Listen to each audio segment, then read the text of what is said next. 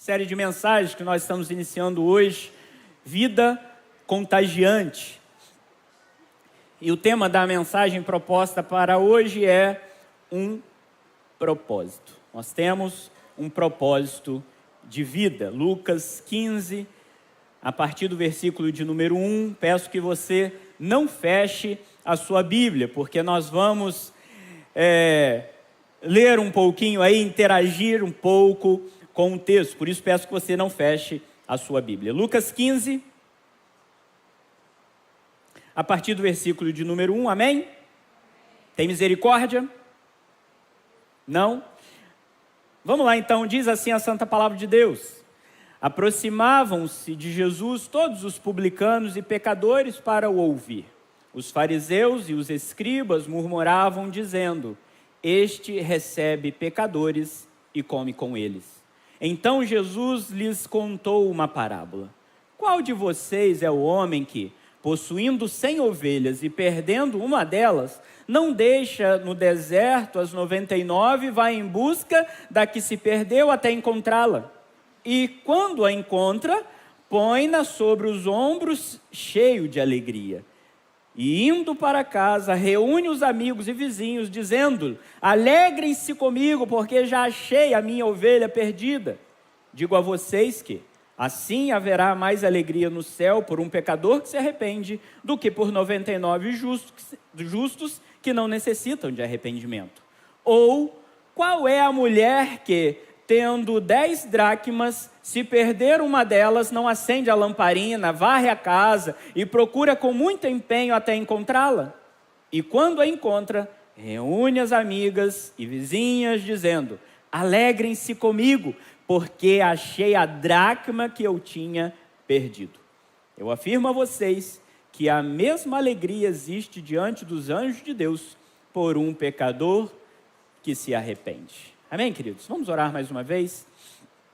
Santo Deus, nosso amado Pai, nós rogamos por graça e misericórdia que o Senhor fale conosco nesta noite, que as verdades da Tua palavra e somente elas sejam reveladas a nós nesta noite e que o Teu Santo Espírito possa nos encorajar a cumprirmos tudo aquilo que aprendermos aqui nesta noite.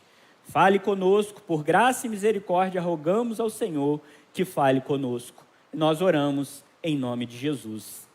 Amém. Queridos, nesta nova série de mensagens, Vida Contagiante, nós vamos entender e refletir um pouco sobre o nosso papel diante da sociedade em que nós vivemos. Vivemos um tempo em que o mundo inteiro ele anseia por um sentido de vida. O mundo anseia por uma esperança, por ver em nós, por ver pessoas viverem esses momentos de esperança, viverem com compaixão e viverem com um propósito de vida, porque o mundo está perdido nas suas próprias concepções. A nossa fé cristã precisa transformar não somente a minha vida em particular, mas precisa transformar também o ambiente em que eu vivo. O ambiente que nós frequentamos, quer seja ele corporativo, estudantil, acadêmico, quer seja ele o ambiente familiar. A nossa vida, a maneira que nós vivemos, o nosso propósito de vida, de glorificar o nome de Deus, não pode se restringir somente a nós. Precisa envolver outras pessoas. E se há algo que este mundo precisa, é de cristãos cujo a vida brilha com tanta intensidade que os outros queiram conhecer da onde vem essa luz. E nós então apresentaremos Jesus Cristo a essas pessoas. Amém, queridos? Essa é a nossa vida. Quando Jesus nos ensinou que nós seríamos o sal da terra e a luz do mundo, Jesus estava nos ensinando, no coração de Jesus, Ele nos ensinava que nós faríamos a diferença onde nós estivéssemos. Eu não sei se você já teve a oportunidade de acampar no meio do mato, eu já acampei algumas vezes, e a luz, ela faz uma diferença muito grande diante do breu que você se depara. Quem aqui gosta de comida sem sal? Quem aqui gosta de comida salgada? Quem aqui gosta de uma comida temperadinha, com sal no ponto? Porque o sal e a luz, ele faz a diferença no ambiente em que ele está. Assim é a vida do crente, assim é a nossa vida. Nós precisamos fazer a diferença no ambiente em que nós vivemos. A vida do cristão precisa contagiar a vida das outras pessoas. O mundo espera ver claramente em nós a esperança que nós tanto pregamos, a alegria que nós tanto disseminamos no nosso dia a dia, com o nosso sorriso, com as nossas falas.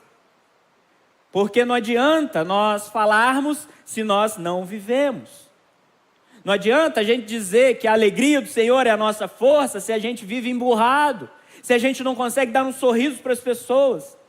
Não adianta dizer que nós temos esperança naquele que há de vir, se nós perdemos a esperança ao longo da nossa caminhada e quando as tempestades aparecem diante de nós. Por isso, queridos, nós precisamos ser diferentes e fazer a diferença. Como cristãos, nós precisamos apresentar tudo aquilo que nós pregamos. Há alguns domingos eu preguei sobre o grande propósito da nossa vida. E o grande propósito da nossa vida é glorificar o nome do nosso Deus. Nunca se esqueça disso. Nós fomos criados para a glória de Deus. Nós existimos para glorificar o nome de Deus. Quando eu entrei na CSN, até contei isso da outra vez. Eu aprendi como operador que o operador ele tinha 2 papéis básicos: cumprir padrão e relatar anomalias.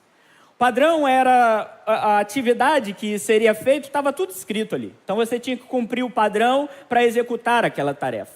E se tivesse alguma coisa errada ali, você tinha que relatar aquele erro para que aquilo não impedisse você de cumprir o padrão e fazer aquilo que era correto. E isso nos ajudava a escoar o metal líquido para a cearia, o ferro gusa que o alto-forno produz para a cearia. E fazendo isso, nós estaríamos cumprindo o nosso papel básico. Nós, como cristãos, temos 2 papéis básicos também, queridos: ser santo e fazer discípulos. A nossa vida cristã se resume basicamente a isso: a ser santo, viver uma vida de santidade, buscar a santidade em Deus, e além disso, sendo santo, eu preciso fazer discípulos. Eu preciso buscar discípulos, buscar pessoas e contagiar pessoas com a nossa vida. E dentre essas responsabilidades que nós temos de sermos santos e fazermos discípulos, tem o vivermos uma vida contagiante. Nós precisamos viver essa vida contagiante. Eu tenho certeza que você sabe o que é contagiar alguém. Nós vivemos há alguns anos uma pandemia, não é verdade? E nós ficamos assustados, não é?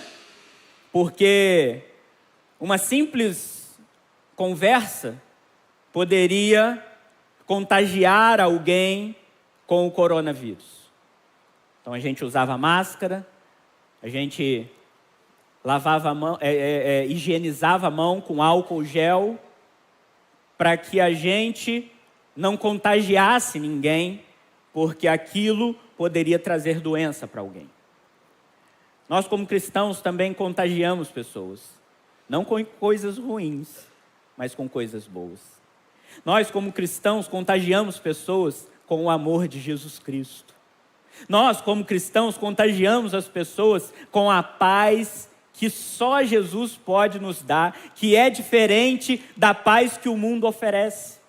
Nós, como cristãos, contagiamos as pessoas com a alegria que temos no nosso coração, porque Jesus é a nossa força. Amém, queridos? E nós precisamos contagiar mesmo a vida de outras pessoas, com a nossa esperança, com a nossa própria vida, com a maneira como nós seguimos a nossa caminhada cristã. Cristão verdadeiro é aquele que contagia, que transmite às pessoas à sua volta as coisas boas que Jesus nos ensinou e que Jesus nos proporciona. Isso é ser um cristão de verdade e viver uma vida contagiando as pessoas. E neste capítulo 15 de Lucas, que nós lemos, o autor, ele relata 3 parábolas na sequência que Jesus ensina ao seu povo. Uma parábola é uma história. Uma parábola não é algo que aconteceu. Uma parábola era uma história, uma ilustração contada por Jesus para ensinar algo diferente ao povo, para ilustrar algo que ele queria ensinar e facilitar o entendimento do povo naquilo que Jesus queria ensinar. Uma parábola era isso. A parábola, ela não aconteceu. Quando nós lemos, por exemplo, aqui, uma das parábolas que ele conta em Lucas 15, a parábola do filho pródigo, não existiu o filho pródigo, não existiu o filho que ficou. Foi uma história que Jesus contou para que pudesse trazer ensinamentos para o povo naquele momento. Mas guarde uma coisa, toda vez que Jesus contava uma parábola, o desejo do coração dele era responder uma pergunta, tirar uma dúvida, quer seja ela direta ou não. Toda parábola está relacionada a uma dúvida que o povo tinha ou uma pergunta que alguém fez a Jesus. Por isso ele conta a historinha, por isso ele conta as parábolas. Por exemplo, quando na parábola em que Jesus conta sobre o servo que foi perdoado pelo seu senhor, mas não perdoou o seu conservo, aquela parábola da discrepância dos 10.000 talentos e dos 100 denários, Jesus estava respondendo a pergunta de Pedro, Mateus 18, 21. Então Pedro, aproximando-se, perguntou a Jesus: Senhor, até quantas vezes meu irmão pecará contra mim que eu lhe perdoe? Até 7 vezes? E Jesus responde: não, até 70 vezes 7. E ele vai e conta então a parábola. Então a parábola, o foco da parábola era a resposta que Pedro fez. Quando Jesus conta a parábola dos trabalhadores na vinha, aqueles que chegaram às 6, às 9, meio-dia, às 3 da tarde, e os que chegaram às 5 e saíram às 6, eles receberam a mesma coisa. O mesmo denário dado ao que chegou às 6 da manhã e saiu às 6 da tarde, o que chegou às 5 da manhã e saiu às 6 da tarde, recebeu a mesma coisa. E isso gerou uma certa discórdia no coração do pessoal, porque quem chegou às 6 achou que teria que receber mais. Mas o combinado era um denário. Isso também é uma resposta de Jesus a Pedro também, né? Sempre ele. Mateus 19, 27. Então Pedro, tomando a palavra, disse: eis que nós deixamos tudo e seguimos o Senhor. Que será, pois, de nós? E Jesus então conta essa parábola e diz: olha, todo mundo igual. Todo mundo vai para o céu. Independentemente da hora que chegou, está todo mundo direcionado ao céu. Então são 2 parábolas que são contadas para responder perguntas diretas. Mas neste capítulo 15 de Lucas é uma resposta a uma pergunta indireta. Nós vemos aí no versículo 1 e 2, volte comigo aí no texto, e diz assim: aproximavam-se de Jesus todos os publicanos e pecadores para o ouvir. Os fariseus e os escribas murmuravam, dizendo: este recebe pecadores e come com eles. Como eu falei, toda parábola tem o intuito de responder uma dúvida. E qual é a dúvida aqui? Dos fariseus e dos escribas. Por que Jesus come com pecadores e com traidores, que são os publicanos? E essas 3 parábolas que Jesus conta é para responder esta pergunta. Por tradição, um judeu, ele só come com alguém que ele realmente quer ter intimidade. Comer é muito mais do que se alimentar. É compartilhar da própria mesa de alguém. E um judeu, por tradição, não faz isso. Os religiosos acharam estranho porque Jesus estava quebrando um protocolo naquele momento. E ele se senta então com publicanos, traidores e senta-se também, a Bíblia vai dizer, com pecadores de todos os tipos. E Jesus choca aqueles religiosos, não para afrontar ou para desrespeitar, mas para trazer ensinamentos claros do amor de Deus e como os seus discípulos deveriam agir na sociedade em que eles viveriam.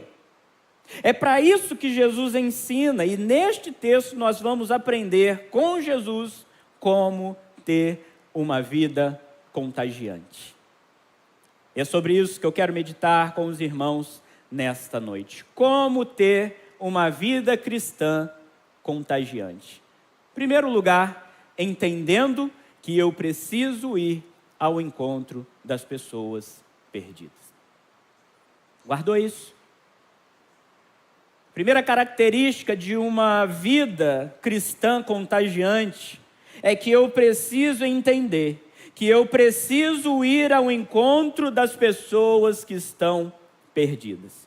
Olha o versículo 4. Qual de vocês é o homem que, possuindo 100 ovelhas e perdendo uma delas, não deixa no deserto as 99 e vai em busca da que se perdeu até encontrá-la? Versículo 8. E qual é a mulher que, tendo 10 dracmas, se perder uma delas, não acende a lamparina, varre a casa e procura com muito empenho até encontrá-la? Vemos de uma maneira muito clara que esse pastor de ovelhas e esta mulher que havia perdido a dracma, ela buscou, ela foi ao encontro para encontrar aquilo que ela havia perdido. A igreja de Cristo, ela não pode ficar de braços cruzados, aguardando que pessoas entrem por essa porta e digam: eu preciso desse Jesus, eu preciso dessa esperança que vocês tanto pregam. Queridos, nós não podemos simplesmente esperar que as pessoas entrem por esta porta. A igreja verdadeira de Cristo é aquela que trabalha para buscar os perdidos no mundo vil em que nós vivemos. Ser cristão dentro de 4 paredes é muito fácil para nós, mas nós e cada um de nós tem a missão de buscar pessoas lá fora, para se encontrarem com Jesus Cristo, o nosso Senhor e Salvador. A mesma salvação, a mesma libertação que nós tivemos um dia, nós precisamos distribuir para as pessoas que estão lá fora. Precisamos acolher essas pessoas que estão lá fora. Mas se a gente simplesmente vive de braços cruzados aqui dentro, no nosso mundinho, no nosso cristianismo medíocre, mediano, a gente não consegue cumprir a missão de Jesus. Tanto é que a palavra eclesia, ou a palavra igreja, ela significa chamados para fora. A gente vem a esse lugar, a gente aprende a palavra de Deus, a gente se torna discípulos, a gente se torna santo quando a gente busca com muito zelo a nossa santificação, buscando viver uma vida correta, uma vida digna diante do nosso Deus, mas não para por aí, porque nós precisamos sair por esta porta e fazer discípulos. Amém, queridos? Eu e você precisamos entender isso. Igreja que vive somente no seu mundinho, dentro das 4 paredes, não é uma igreja que cumpre a missão de Deus e executa o ID de Cristo. O texto é muito claro em apresentar que Jesus estava em busca de pecadores e desejava se revelar a eles, mostrar que ele era o tão esperado Messias que eles aguardavam, que os salvaria dos seus pecados. Mostrar que ele era o filho da mulher, aquele prometido lá em Gênesis, aquele que pisaria a cabeça da serpente. E Jesus tinha o objetivo de se apresentar a essas pessoas. Vemos claramente no texto uma ação de busca por aquilo que foi perdido. E infelizmente muitos de nós têm cruzado os braços e não cumprido a palavra de Deus. A mulher acende a lamparina, ela varre a casa para encontrar aquilo que havia perdido. O pastor, ele deixa as 99 e vai em busca da ovelha que se perdeu. É importante frisar aqui também, né, que o pastor ele não abandona as 99 ovelhas e vai atrás daquela que havia se perdido. Ovelha é um animal muito dócil. Se você a deixar parada, a ovelhinha ela fica ali no lugar dela, quietinha, aguardando o comando só do seu pastor, porque ela conhece a voz do seu pastor. Eu não sei se você já viu, mas nós temos muitos vídeos na internet que mostram grupos de pastores com rebanhos de ovelhas e todas tomando água no mesmo lago, todas desfrutando da mesma sombra. E aquele pastor, ele faz então um som com a sua voz muito particular, e aquelas ovelhinhas daquele pastor, elas se levantam e vão atrás dele. E as ovelhas que são de outro pastor, elas permanecem no mesmo lugar. Estou te explicando por que as 99 não foram abandonadas. Tanto é que os pastores, eles têm o costume de pegar o seu rebanho e muitas vezes eles levam este rebanho para o deserto, onde só está aquele rebanho, para aguçar novamente a sua voz ao ouvidinho das ovelhas dele, para que as ovelhas não se percam na sua voz. Então nós não estamos dizendo de um abandono, nós estamos falando de um cuidado que o pastor teve com a ovelha que se perdeu. Entenda que não é um caso de abandono, mas o caso de uma busca por uma ovelha que se perdeu, pois cada ovelha é importante para o Supremo Pastor. Amém, queridos? Cada uma delas é importante para o grande pastor. E se é importante para o Supremo Pastor, precisa ser importante também para cada um de nós. Como ovelhas de Cristo, como aqueles que pregam e levam a palavra de Deus e têm a responsabilidade de cuidar de pessoas. E além das ovelhas, Jesus também traz a figura de uma dracma, né? A dracma correspondia a um dia de trabalho de um trabalhador comum. Uma dracma e um talento correspondem basicamente ao mesmo valor monetário. E Jesus aborda aqui sobre a dracma nessa parábola para ensinar também que um pecador perdido, um traidor do povo, que era um publicano, também tem valor para Deus. Amém, queridos? Muitas vezes nós queremos atribuir valores às pessoas, sendo que o próprio Deus valorizou cada um de nós. Para termos uma vida cristã contagiante, nós devemos buscar as pessoas perdidas para o aprisco do Supremo Pastor e saber que elas têm um valor. Nós não somos daqueles que pescam nos aquários dos outros. Somos uma igreja que busca pessoas no mundo perdido e as portas do inferno não prevalecem contra nós. Amém?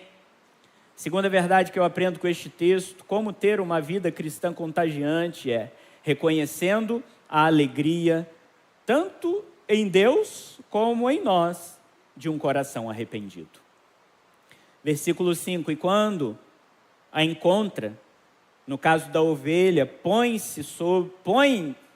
sobre os ombros, cheio de alegria, indo para casa, reúne os amigos e vizinhos, dizendo-lhes: alegrem-se comigo, porque já achei a minha ovelha perdida. E o versículo 9 vai dizer: e quando a encontra, relacionado à dracma, reúne as amigas e vizinhas, dizendo: alegrem-se comigo, porque achei a dracma que eu tinha perdido.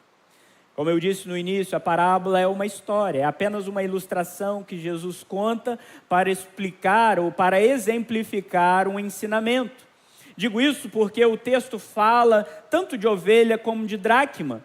E a ovelha é um animalzinho irracional e a dracma é uma moeda, um dinheiro. São coisas inanimadas.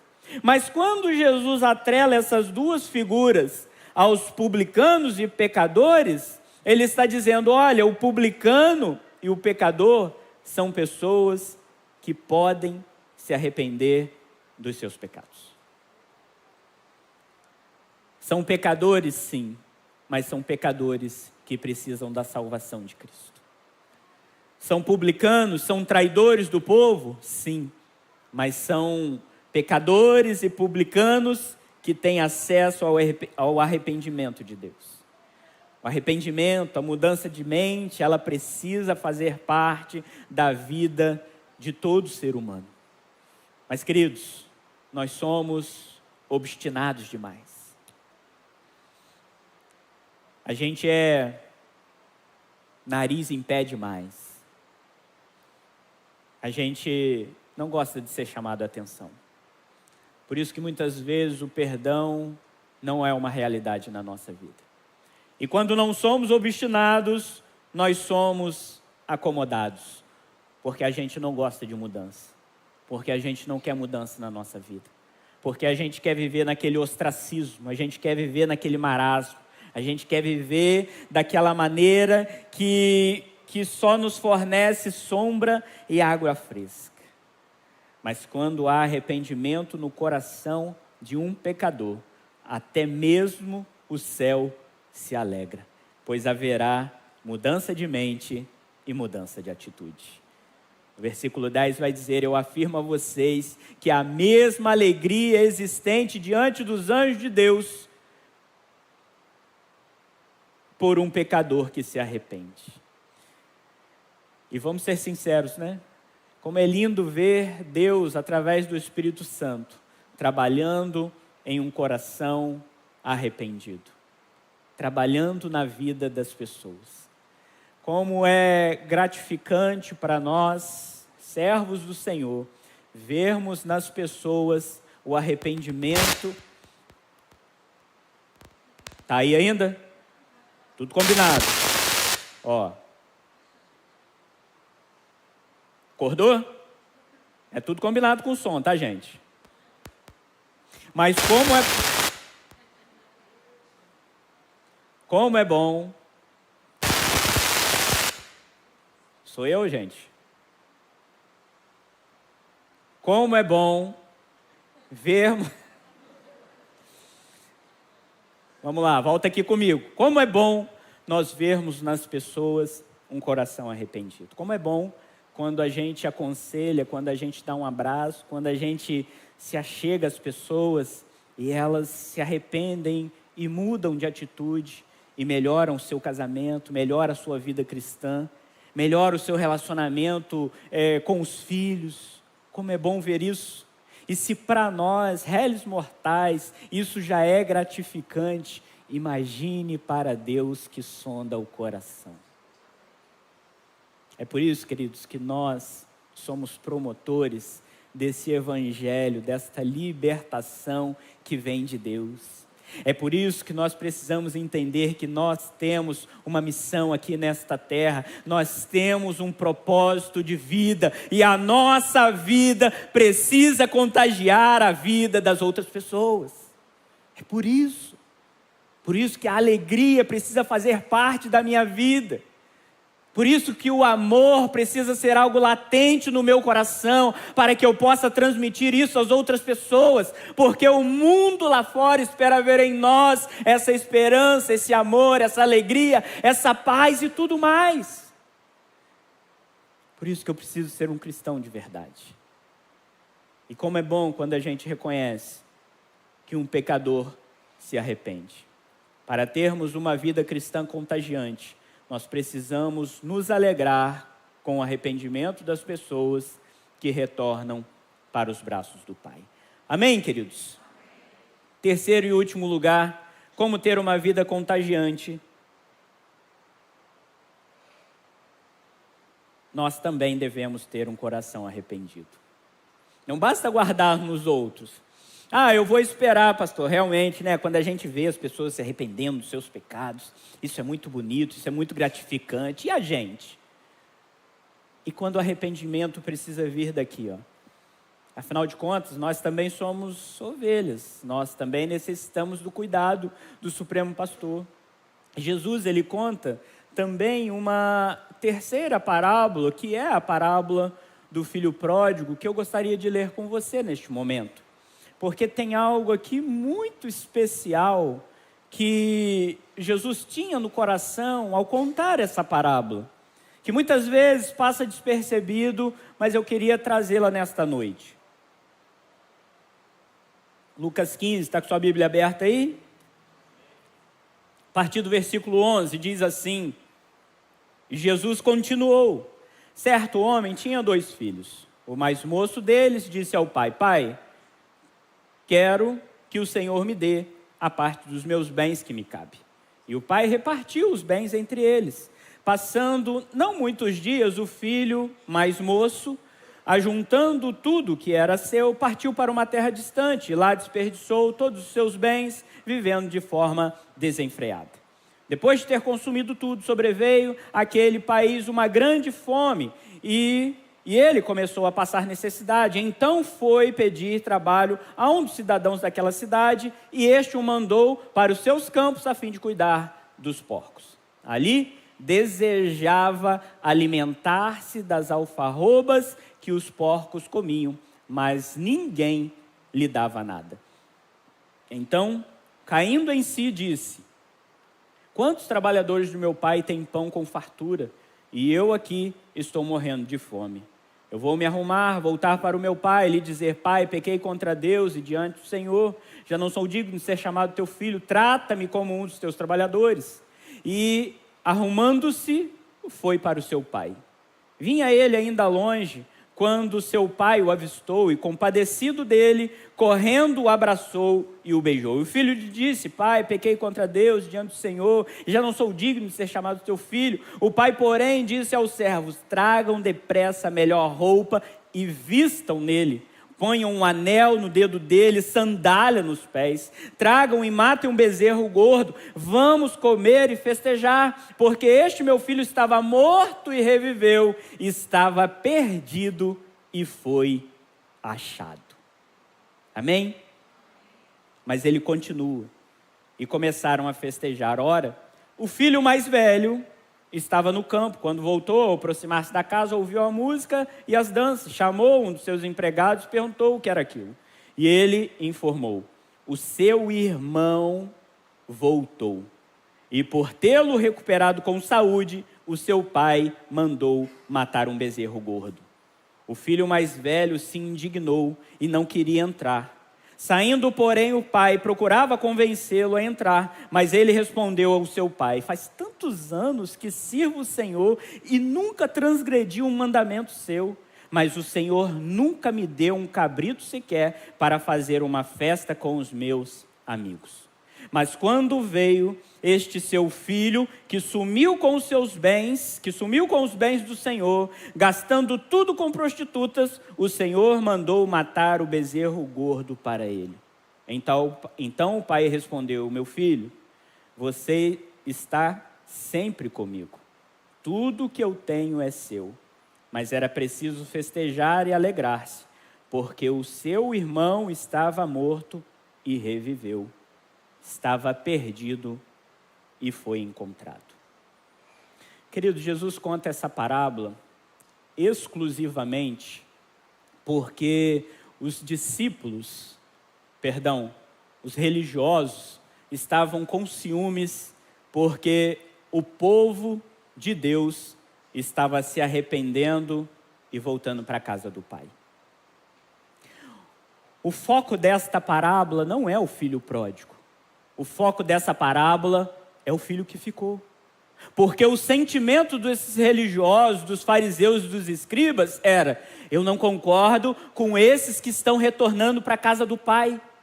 Porque, como diz o início do texto, Jesus estava comendo com publicanos e com pecadores.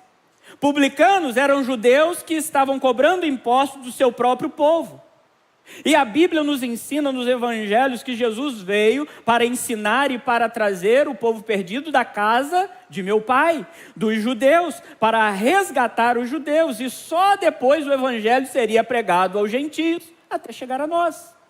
Então, queridos, nós podemos observar que este texto, essa parábola, é especificamente para o filho que ficou.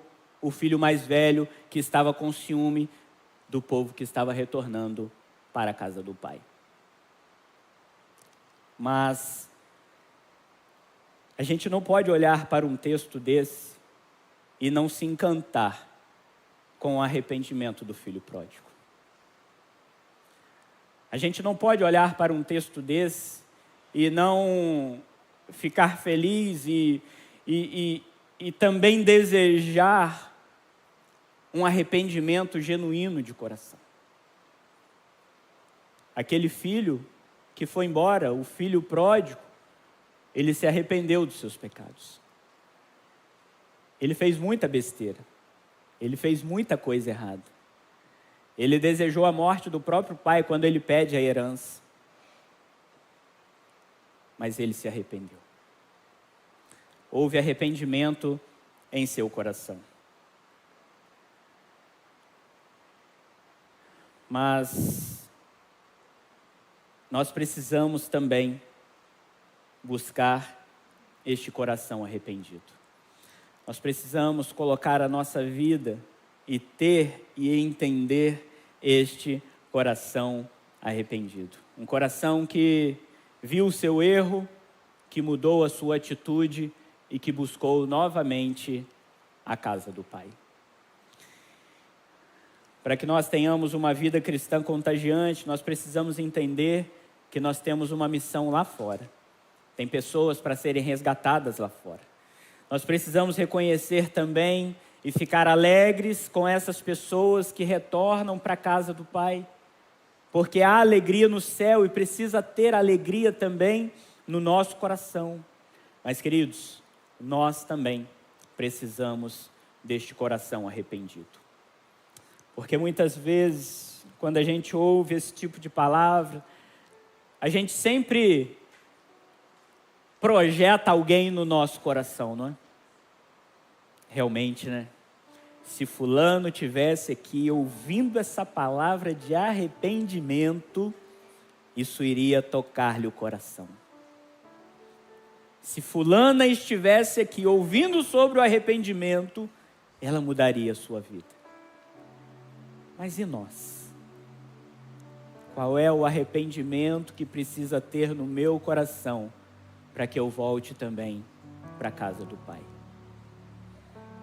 O que eu preciso deixar para que eu tenha uma vida contagiante e possa influenciar pessoas a se aproximarem de Deus?